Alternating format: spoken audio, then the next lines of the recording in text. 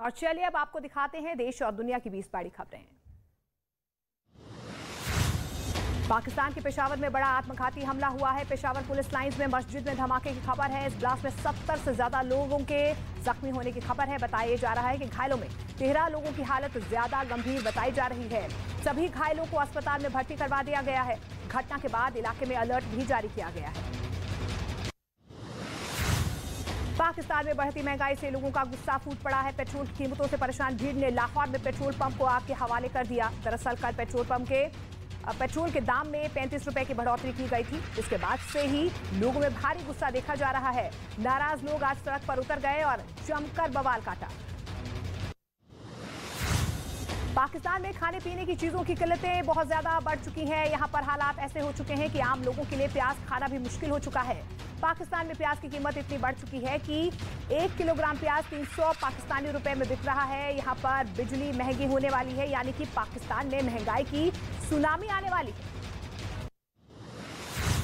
उत्तराखंड के चमोली में भारत चीन सीमा से सटे गांव मलारी में भारी बर्फबारी हो रही है। इस बीच एक ग्लेशियर टूटकर कुंती नाले में गिर गया, जिसका वीडियो सामने आया है। ग्लेशियर टूटकर गिरने से किसी प्रकार का कोई नुकसान नहीं हुआ है।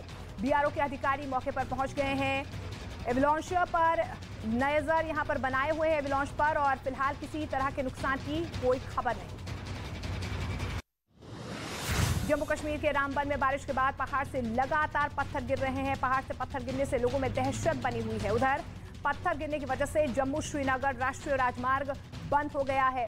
गाड़ियों को आने जाने में दिक्कतें यहां पर पेश हो रही हैं। लोग परेशान हैं। प्रशासन मशीन से पत्थरों को हटाने का काम कर रही है।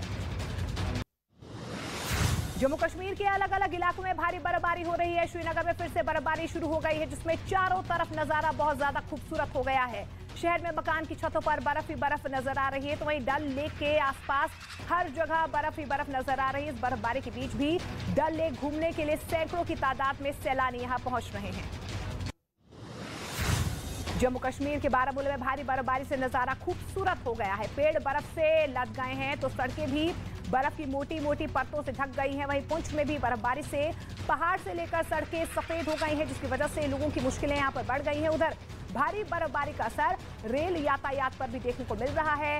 रेलवे ट्रैक पर बर्फ की मोटी मोटी परत जम गई है। रेलवे प्रशासन ने बारामूला से बनिहाल के बीच चलने वाली ट्रेनों को कैंसिल कर दिया है। हिमाचल प्रदेश के शिमला में भी भारी बर्फबारी हो रही है। नारकंडा में लगातार बर्फबारी यहां पर हो रही है, जिसकी वजह से चारों तरफ बर्फ की मोटी परत जम गई है। मंढौल इलाके में भारी हिमपात से पूरा इलाका गुलजार हो गया है। चारों तरफ सिर्फ बर्फ ही बर्फ नजर आ रही है। पेड़ बर्फ से लद गए हैं, तो वहीं पहाड़ सफेद बर्फ की चादर से ढक गए। बर्फबारी की वजह से तापमान में भारी गिरावट आई है। पहाड़ों से लेकर मैदानों तक एक बार फिर से ठंड बढ़ गई है।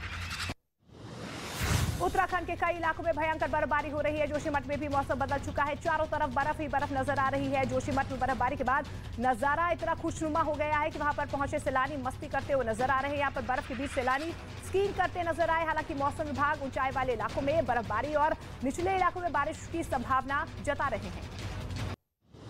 उत्तराखंड के उत्तरकाशी में भी भीषण बर्फबारी हो रही है। यहाँ पर गंगोत्री धाम में देर रात जमकर बर्फबारी हुई है। बर्फबारी के बाद गंगोत्री धाम का नजारा किसी जन्नत से कम नहीं लग रहा था। सफेद बर्फबारी मानो पहाड़ों का श्रृंगार कर रही है। अचानक मौसम का मिजाज बदलने से गंगोत्री धाम में ठंड बढ़ गई। हालांकि लगातार बर्फबारी से लोगों को दिक्कतों का सामना करना पड़ रहा है।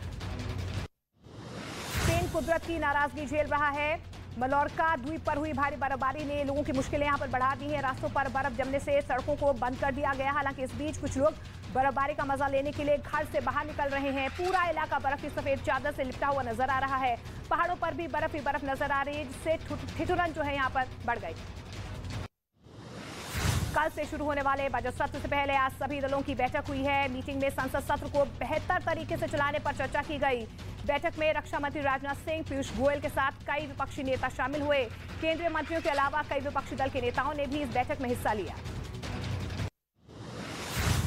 राष्ट्रपिता महात्मा गांधी की आज 75वीं पुण्यतिथि है। राजघाट में बापू की समाधि पर सर्वधर्म प्रार्थना का आयोजन किया गया। इस मौके पर राष्ट्रपति द्रौपदी मुर्मू राजघाट पहुंचकर उन्होंने बापू की समाधि पर श्रद्धा सुमन चढ़ाए। साथ ही उपराष्ट्रपति प्रधानमंत्री नरेंद्र मोदी ने महात्मा गांधी को श्रद्धांजलि अर्पित की। इस मौके पर रक्षा मंत्री राजनाथ सिंह समेत कई नेताओं ने भी बापू को याद किया।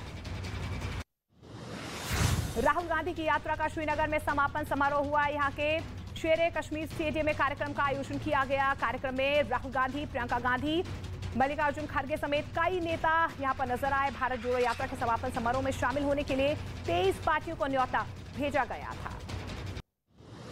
बिहार की राजधानी पटना में नीतीश सरकार के खिलाफ छात्र सड़क पर उतर आए हैं। बीटीएससी जेईई के छात्रों ने जेडीयू और आरजेडी कार्यालय का घेराव किया और सरकार के खिलाफ जमकर नारेबाजी की।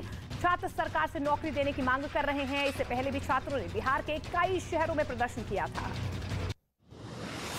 केरल के राज्यपाल आरिफ मोहम्मद खान अपने बयान को लेकर चर्चाओं में हैं। तिरुवनंतपुरम में एक कार्यक्रम के दौरान आरिफ मोहम्मद खान ने भारत में जन्मे सभी लोगों को हिंदू बताया है।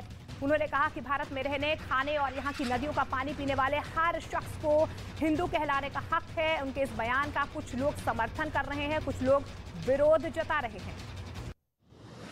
नेपाल से बिहार के मधुबनी के रास्ते शालिग्राम शिलाएं भारत में प्रवेश कर चुकी हैं। यहाँ से अयोध्या ले जाई जा रही हैं। शालिग्राम शिलाओं के भारत की सीमा में प्रवेश करने पर भव्य स्वागत किया गया। इससे पहले नेपाल से शालिग्राम शिलाओं को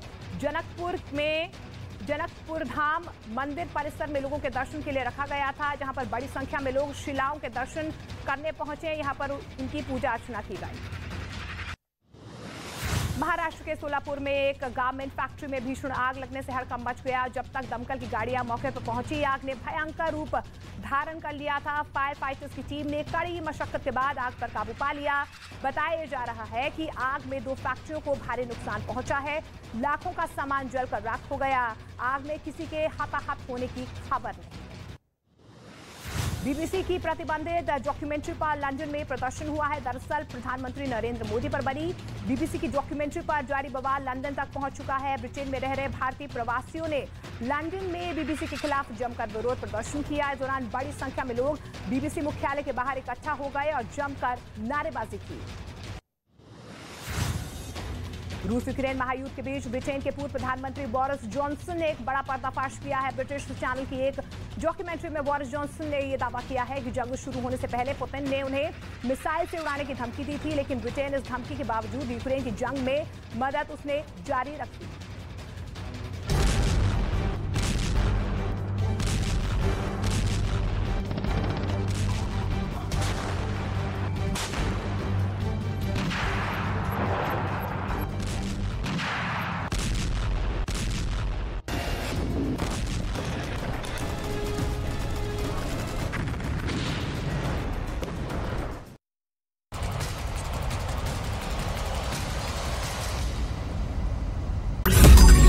मैंने नहीं देखा इस तरह का चीट, इस तरह का क्रिमिनल माइंड पूरे जेल स्टाफ को ब्राइब कर देगा। मैं सोच भी नहीं सकता था। गवर्नमेंट फंक्शनरी को इम्पर्सनेट करता था, आवाजें बदलता था। टारगेट भी बहुत पावरफुल धनवान लोगों को करता है। ये एक ही चीज से रुक सकता है, अगर आप इसकी जीभ काटें। न्यूज चैनलों के इतिहास में पहली बार न्यूज 18 इंडिया की web series FIR number 208 streaming 3 February 9 PM।